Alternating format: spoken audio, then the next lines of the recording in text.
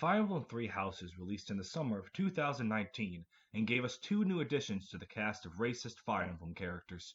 Miss My Family Owns Slaves Hilda and Miss I'm Going to Blame the Entire People for the Actions of a Few Ingrid are both strong contenders for the top title, but in Fire Emblem, there will always be one CEO of racism. This is an analysis of Shinon from Fire Emblem Path of Radiance and Radiant Dawn, told entirely by poorly edited panels made in Microsoft Paint. At first glance, Shinon appears to be nothing more than the jackass who hates a major character for no real reason whatsoever. Arlen, Inez, Takumi, etc., etc. His type was done before Path of Radiance, and his type will have been done again after Path of Radiance. But you see, Shinon's execution is what matters here, and yes, by that I mean the fact that he is incredibly, blatantly, and unapologetically a racist prick. You'd think teaching Ike racial slurs would be enough, but there's also another important bit about his first racial outburst in Chapter 6. He's incredibly crass, saying, quote, "They're a hairy bunch, I'll tell you, and ugly as sin, too. Their faces are all fangs and whisker, their claws are like daggers, razor sharp and deadly, and even though they can speak our language, they're beasts through and through. Savages, every one." And after saying something like that, no one stands up to him. They just treat that kind of outburst like it's a normal thing to do. Adding on to that idea, Shinon's not the only one of the Grail mercenaries who's prejudiced. Soren also has an undying hatred for the Lagu, so it makes it feel less like this guy's a dick, and more like this world is full of dicks, which makes Dayan less of just the racist nation and Crimea the good guy nation, and it shows that the issue really is something all throughout the continent. Before we dive into supports, one other thing of note Shinon does in the story is actually stop to take issue to the fact that a child is about to try and lead him. Once Grail remembers he's a dad in a Fire Emblem game, Shinon leaves, not wanting to be led by someone as naive as Ike is. And so he leaves along with Gaytree, again giving him someone to go along with him so that he isn't alone in doing something morally questionable. So okay, Shinon is an asshole who helps give greater world building due to his racism. Is there anything to actually like about him? Well, surprisingly, yes. Shinon has three supports in Path of Radiance: Janaf, Gaytree, and Rolf. We'll go over Gaytree first, since it's a very simple one to understand. See, Gaytree suffers from a rare medical condition called being a fucking moron, and he ends up giving all of his money away to some con artist who scams him out by just pretending to be a helpless woman. Thankfully, Shinon sets him straight. Boy, there's no real easy way to say this, but, look, you're a simp. Now, dumbass and one who has to deal with said dumbass is far from an original trope, but it's one that stood the test of time for a reason. It's a very good dynamic, and these two highlight it very well. Now, his support with Rolf is a bit more serious in its overall tone. Rolf keeps trying to give Shinon a handmade bow. However, due to Rolf's lack of experience, the bow is of very poor quality.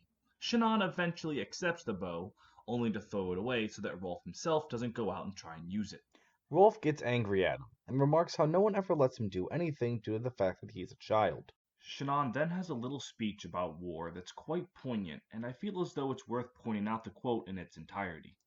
"Adults don't want to send kids to a battlefield if they can help it. Only a complete madman wants to be involved in the death of someone else, especially if it's a kid.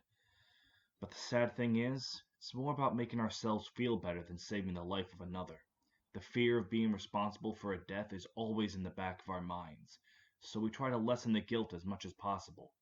Humans, most humans, feel the pain of others. Holding that back, it's a lot harder than you think."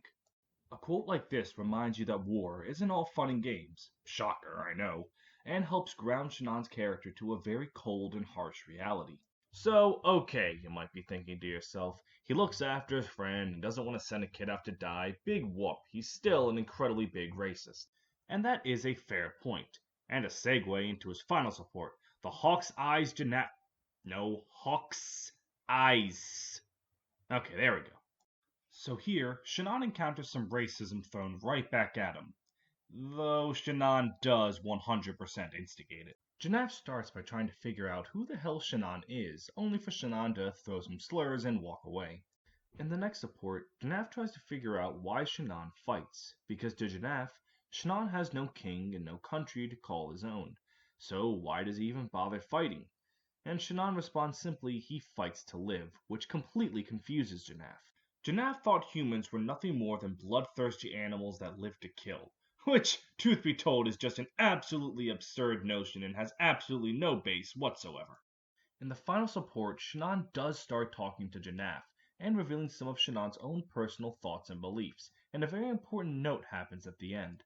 Janaf reveals his age, that being roughly 110 years old, and Shinon actually starts to show him some respect. He even catches himself when he's about to say subhuman, and refers to Janaf and the Hawks more respectfully. This, along with his respect for Grail and Titania, seem to indicate that above everything else, Shinon respects experience and age.